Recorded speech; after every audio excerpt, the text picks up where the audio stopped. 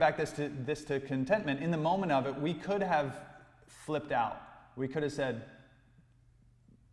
hopefully there's no kids around, fuck this, thrown things around, punched a mirror, kicked things around, freaked out, yelled, and eventually as all that emotion settled down, then try to figure something out. But we stayed present. We were like, all right, what's the next thing we can do? All right, we can get a wire or we can do this. We know that going to get your computer is going to work. The wire may not work. Go get your computer. Boom, gone. He went to his computer. I finished doing my stuff. He got back, and in record time, he was doing 70? 60-ish. 60-ish in a 45. Blessing everybody he's flying by. I was like, I'm so sorry, I love you. I'm so sorry, I love you. As I'm endangering people's lives by trying to get a computer. He got there and It wasn't my best moment, but I did it for John. It was, thank you. It was one of those moments, guys, that Elizabeth's describing. It's like you get pushed to another level. You're like it's the lobster analogy. When you expand, you feel pain and pressure. When you decide to grow, you decide to expand, you feel pain and pressure. The last month and a half has been pain and pressure for us. Chosen, it's not a pity party. Don't say, oh, those poor guys. We chose the pain and the pressure. We chose to expand. We chose to take this direction to save our studios, right? Like, we got to move in this direction. We got to go. We got to keep doing this. So in that intensity, in all of the chaos that ensues on the daily from two yogis trying to work tech stuff out, we have to consciously come back and say, all right, what's the next thing? Stay present. What's the next thing? Stay present. What's the next thing? Because there are moments, just like the moment I described, that make me want to punch a hole in a wall, right? And I hold serve and say, nope, what's the next thing? Stay present with it, because again, it comes back to what I said before. If I can stay present, if we can stay present, our minds work. If I don't stay present and I get emotional, my mind doesn't work and I can't see the next thing. Cool? All right. Did we say the topic? Yeah, you read tapas. Yeah, we read tapas. So tapas, discipline. I think one of the biggest things with discipline is the daily things that we have to do, right? Doing the dishes, doing our laundry, cleaning the house, doing our yoga practice, sitting down and meditating, right? Don't let your duties become burdens. It's a mental shift of let me step into the discipline of what I need to do daily, what I need to do weekly. Let me step into the discipline of it and be so into what I'm doing that I can actually let my duties become a practice. I can become a disciple of them. That's another way of saying it. Think about how much motivation is behind should. I should be doing this, right? There's not a whole lot, right? I should, because what you're really saying is, I should be doing this, but I'd rather be doing this, right? And because like your perception is reality, there is an opportunity to flip it. And because when we're saying like discipline, if you look at it, it literally means to be a disciple of. To be a disciple of. And what that's saying really is that you would not have it any other way. And think about it, if we have to do it, like it's just part of the duty of living in this life and having a house or just making sure that things are kept up with, to begrudge it and to hate it and to be like I should but I don't want to, instead to flip it and be like, what if I became a disciple of it? And then what if in the act of doing it, I actually made it a practice? And I actually got into it. And actually, like, this is where Thich Nhat Hanh, his story of like, I don't think it's a story, but he talks about this analogy of like, when washing the dishes, one should only be washing the dishes. Feel the water on the hands, the slipperiness of the soap, the way you're scrubbing the dishes, and just immerse yourself, literally engage more deeply in this simple act. Because if you're washing dishes, but while you're washing dishes, you're thinking of the tea that you're going to drink afterwards, chances are that when you're drinking the tea, you're not going to be there holding the warmth of the tea and tasting all the nuances of the tea and the flavors of it. You're going to be thinking about the next thing. And so all of a sudden, here we are wondering why we're not engaged in life when in every moment there's an opportunity. And don't get me wrong, again, that's kind of this idealistic way, but why not shoot for an ideal? And even if we increase our level of engagement by 10%, we're end up being 10% happier, right? We're more 10% and more involved. Maybe it's one act that I choose of washing the dishes, one thing that I hate doing, that I will then say, you know what if? So this is really, when we're talking about discipline, the opportunity to say, what if I became a disciple of this one act? Let me just experiment with this one thing that normally I hate doing. And let me flip it for one day and just say, hey, what if I became a disciple of it today? And what if I fully engaged in the process of doing it? Because the reality is, it's going to have to get done one way or another. And so if we do have the control over the thing that we're saying we have control over, which is like yoga's quintessential message, you have control over what goes on in here, then why not pivot and say, what if I could be a disciple just today? Let's not go all day, every day with everything I'm doing. Let's just say one thing, one day, and experiment and see if the one thing that I used to hate, I can actually make a practice and become a disciple of it. That's how we frame discipline. Good. Yeah, I think you nailed it. Any questions on that? Comments? Yeah, Denise, exactly right. I've changed the I have to I get to. Yeah. And so where I really want to take this isn't with chores and stuff, although that's very helpful, it's because what we know over the years of doing teacher trainings, what will probably not stick for most of you, and this is just math. When we look at everyone that we've taken through, just data. It's just data, and so it's just no samples. Judgment. Most of you won't continue meditating. That's the reality of it. The one thing that if I would wish for you for the rest of your life you do, it's get on your damn cushion and meditate. Forget your asana practice. I don't give a shit about that. Meditation will transform your life more than anything else. And the reality is, most of you won't continue to do it.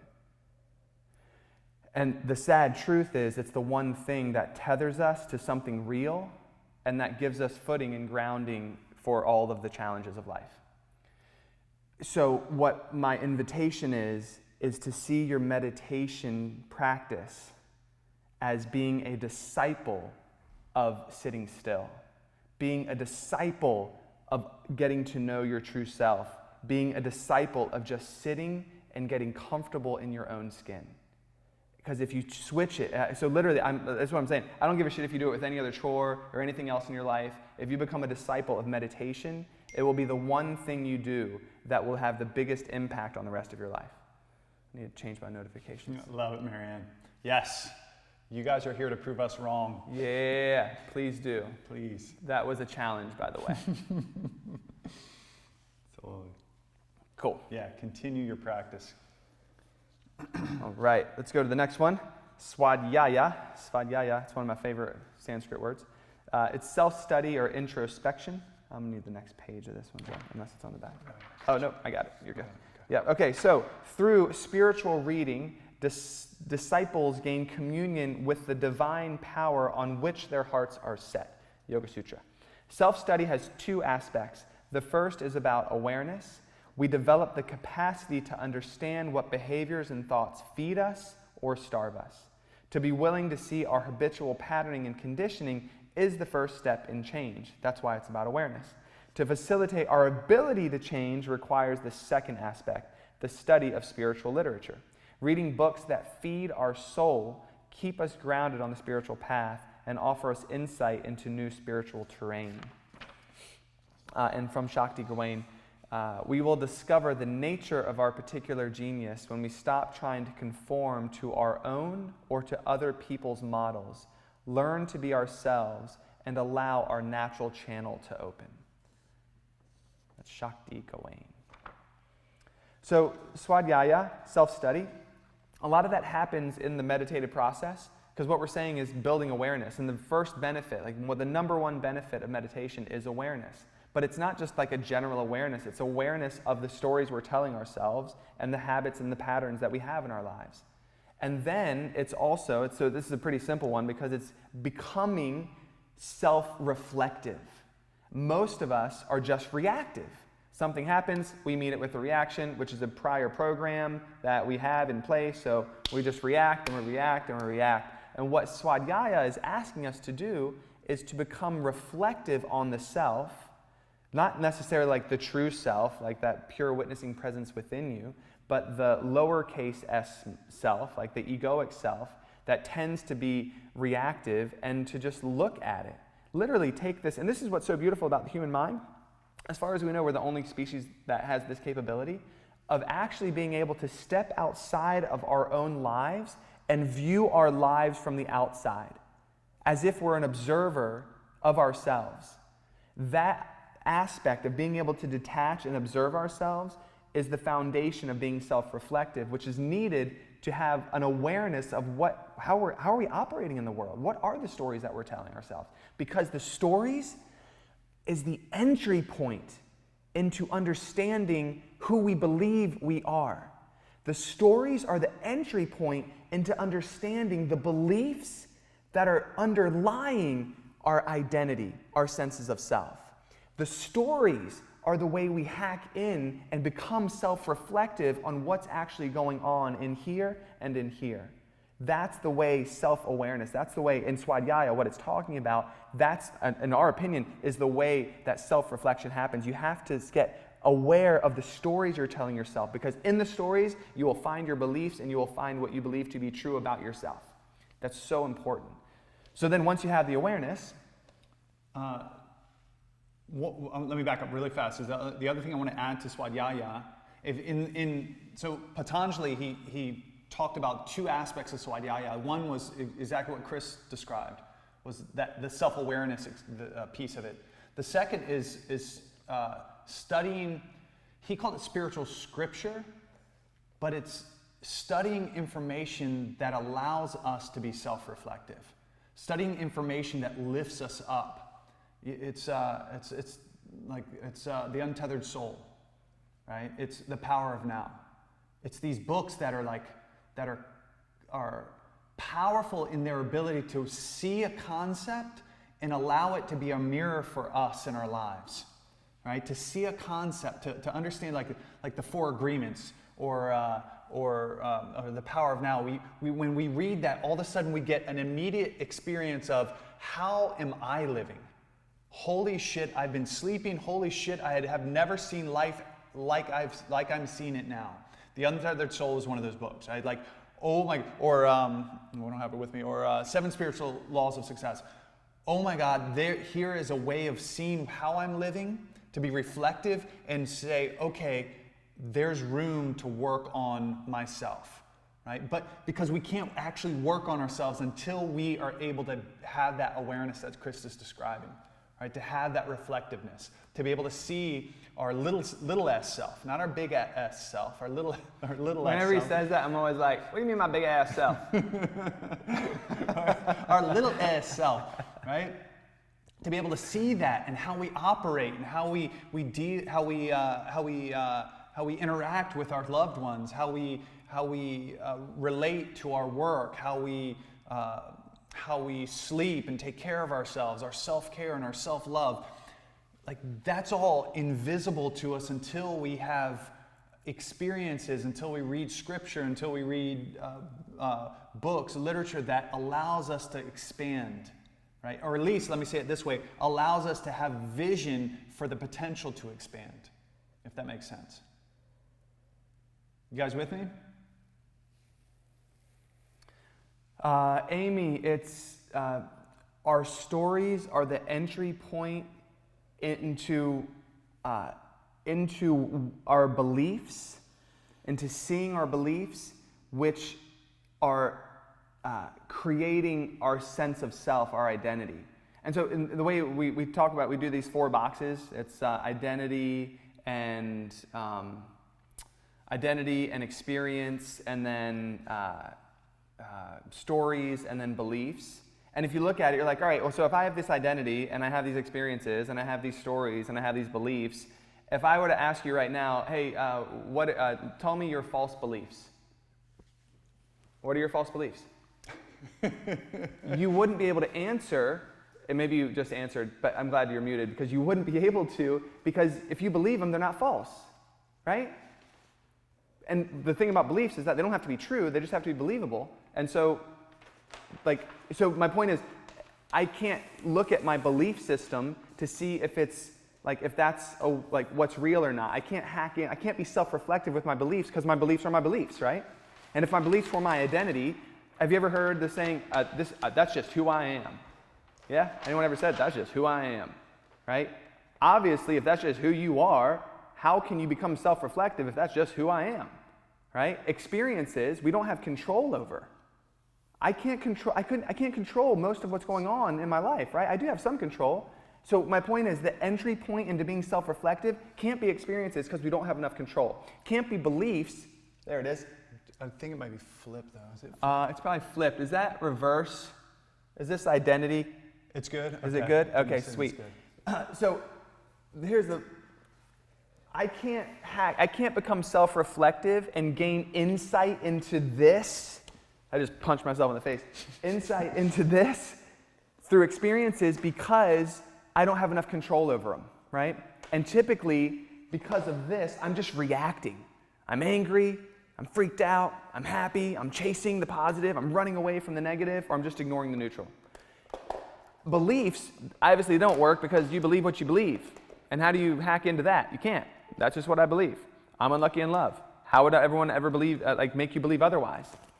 Identity is a formation of all the beliefs. So that's just who I am. So stories. And why? Because we're telling ourselves stories. What's really going on in your mind all day, every day, are the stories you're telling yourself. What meditation does, what the real practice of yoga does, is it gives you, watch this, why we're talking about this is swadhyaya. The first aspect of it is awareness. It gives you the awareness of the stories you're telling yourself. Because in those stories, you're trying to create meanings about life, about these experiences that are happening in your life. And those meanings are forming the beliefs that you have about how the world works. And how the world works then becomes a formation of your identity. And so the way you hack into being self-reflective to short circuit this whole process is to get more aware of the stories you're telling yourself. And to notice, are they empowering or are they disempowering? Boom. That is the literal hack into all of this. Stories uphold beliefs. We talked about this. Stories hold beliefs. If I change that story, put a new story, my belief changes.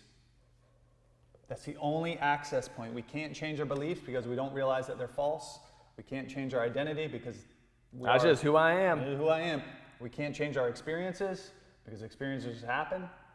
Right? We have maybe a little influence, but really the access point. Now what's fascinating is most people believe, I just changed my experiences. So we start chasing experiences. We start trying to manipulate things outside of ourselves. But if we simply pay attention to the stories we're telling ourselves, we can decide to give those stories new meanings. Real quick, and what John, I really want to dive into that just for a second. But if I only get the new job, that's when it's going to happen. If I get more education, that's when it's going to happen. If I could only change the way if this person could only see the world from my perspective, then life would be more peaceful and I'd be at ease or our relationship would be better. You see what I mean? When we can't control that. Most of the stuff we're trying to control is not controllable because it's outside of ourselves. But this is inside. We have control over this. This is the stories. This is the key. And what gives us that is meditation. And even, to a certain extent, quite honestly, the asana practice on our mats. That gives us this spaciousness. Where you guys have had it, on your mat, you've seen, you've had an insight into a way of being that you're I didn't even realize that. Yeah? Right? That's part of the value of the practice is that it does give you these meditative moments, these experiences of self-reflection where you get to see patterns in your life that you never could see before. But the rocket ship to experience that is meditation. But it's all within the stories. Is that helpful? Cool. Any other questions about that? Any thoughts, questions, comments, concerns? All right. Wait, can I share something? Sorry. Yeah, please. Yeah, for sure. So, just one of the things from last month, yeah, Neil and I did a sharing when we were doing the Yamas, and he was like blowing my mind essentially, and I told you about the book by no, I forget her name. Susan, right?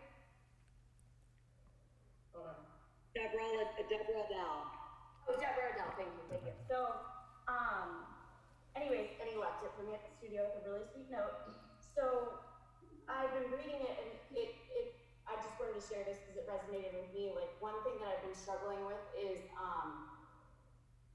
just in this last year, like I have a lot of awareness of just like we're talking about these stories and beliefs, and like, holy shit, like this is why I am the way that I am.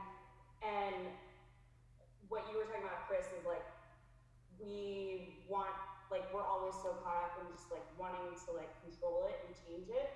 And there was a part of this book that really helped me understand it, is that that's kind of where the difference between like the Western culture and Eastern culture is, that like we're so fixated on constantly trying to fix ourselves, whereas in Eastern they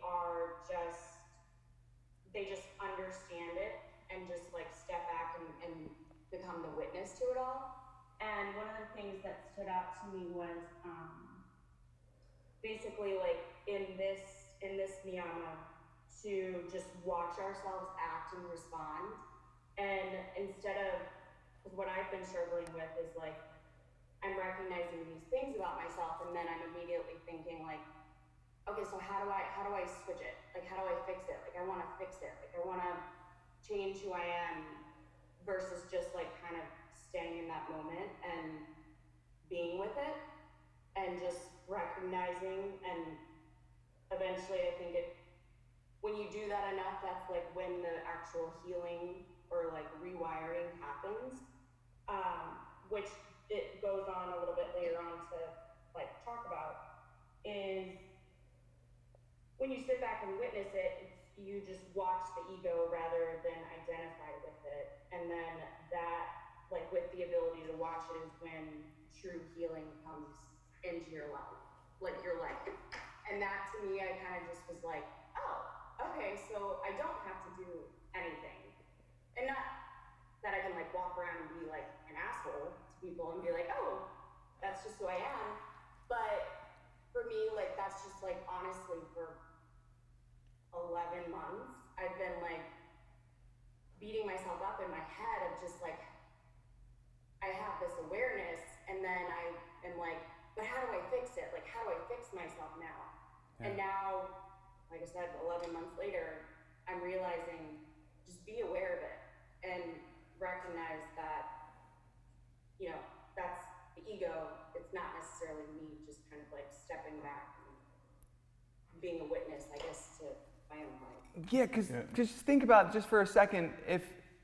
If you can be aware of it, we're going to talk about this tomorrow. There's a subject-object relationship. We are so like in our heads, we are the subject always, right? But when all of a sudden you get a moment of self-reflection, what just happened? I mean, think about it. If this is the epiphany Eckhart Tolle had, and it was through the phrase, I can't live with myself.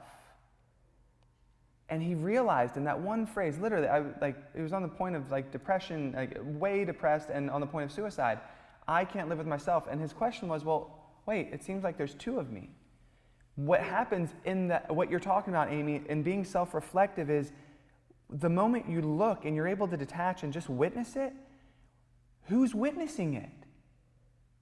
Who's the subject? Who's the object? You see what I'm saying? Like, and in that space of being self-reflective, there is a separation of the witnessing presence from this egoic sense of self.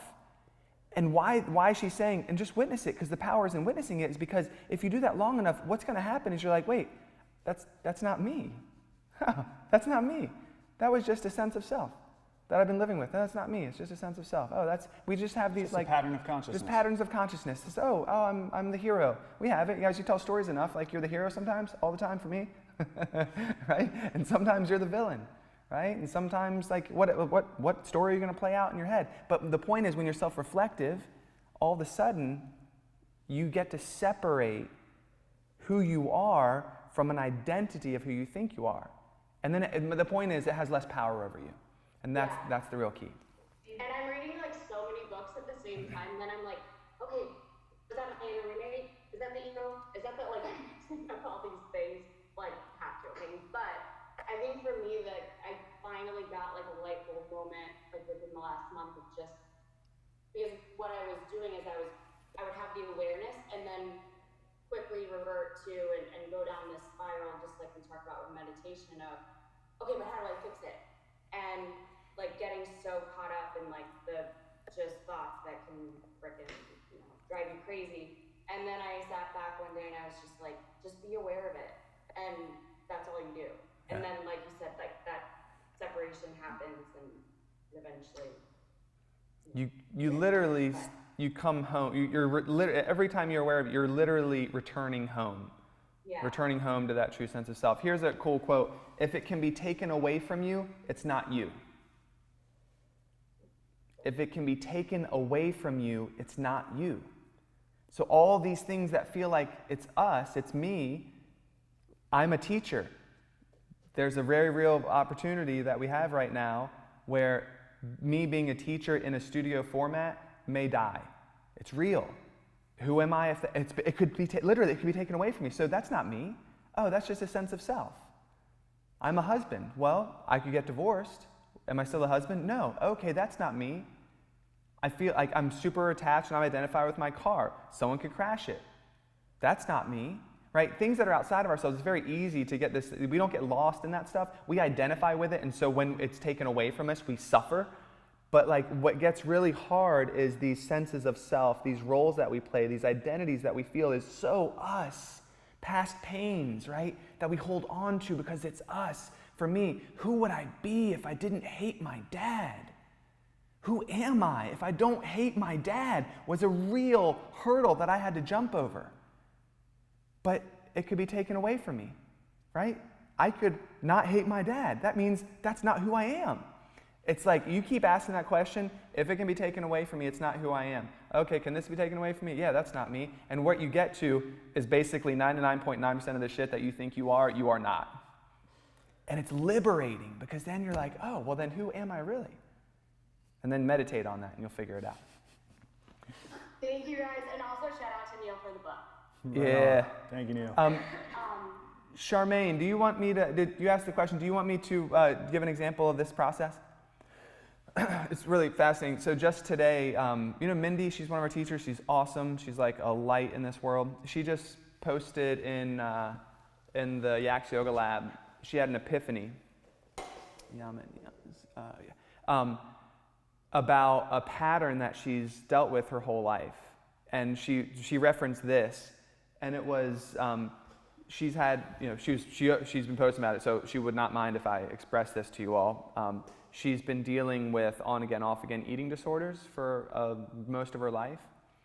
And she's been learning new things, like doing Swadhyaya, like studying stuff that can help her. She's very aware of it, but she's still been struggling with it. And she had an epiphany over the last week from some of the content that we delivered in the immersion.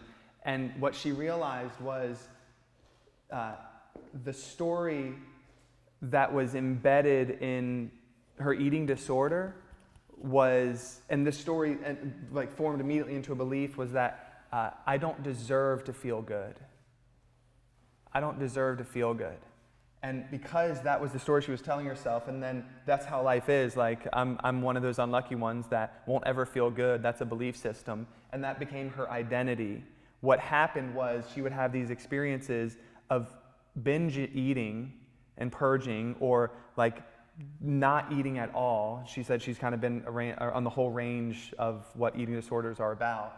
And then the story she kept telling herself was, oh, I don't deserve to feel good. And she connected it to her childhood. She had an alcoholic dad. her mom and dad separated when she was really young, and she basically raised herself. And so what she found solace in and how she coped with that feeling of being alone and not feeling like she deserved to feel good was through food. And that story connected to the belief of I don't deserve to feel good, born from the experience of what she had growing up, formed this identity, and that identity was so firmly held that she was trying to work with it, but the epiphany she had was that, oh, it was the story. That's where and it was like, she literally, she sent us a text, she was like, oh my God, I get it, I know why. And now she has better ammunition to be aware of when the impulse comes up, right? The identity, the impulse comes up, the experience then is like she can see it more reflectively because she understands she hacked into the story that was holding her back, forming the belief that she doesn't deserve to feel good. Is that helpful? I had the same thing. Cool. I had the same thing with my identity was I'm not lovable. The experience was born from my mom and dad separating, and I took responsibility for it. And so the story I told was like, oh, he left because of me, and that left me feeling like I felt abandoned. So my belief was that I was unlovable, and then that formed this hardened sense of, oh yeah, I don't deserve love, and that played out in all of my relationships for years and years and years until I found yoga and I started seeing it. And once I saw it, I then became aware of how to dismantle it. Super powerful stuff. All right. Cool. All right, let's jump to the last one. So, I'll make sure there's no more questions. The Yum and the Niyam is by Deborah Adele. Oh yeah, cool. Thank you, Neil, for putting that in there. What if the story was created about you by someone else? Then you have to believe you would have to believe that story. So if the story was created by somebody else, it's still like you still have to take personal power for that story, right? And that's the only way that story can affect you, right? And so we have to have that. So we have to make a conscious decision of whether we want to believe that story or not, or if. And I'd need a little bit more context to really speak of it. But let's say the story. I'll use Chris's example. The story of my mom and dad separating, right? That story came about by circumstances that were obviously out of his control. He was 2, but he chose at some point, consciously, and then held to it unconsciously, that it was because of him, right? So the story was not of his doing, but obviously he was involved in it, but he chose at some point to take on the meaning of that story. And so this is really what it comes down to. Are we choosing to take on, what meaning are we giving that story? And if it's somebody else's story about us, I mean, obviously that's affect us, or somebody else's story, we are giving that story a meaning that's affecting our lives, that's creating a belief, that's solidifying in an identity, and affects every experience that we have, right? The challenge of that, Amanda, is if you're so young that you don't have a conscious choice. You know, like your parents, all of our parents formed part of our belief system just by how they were being around us and what they told us. Not so much what they told us, but how they were being is what we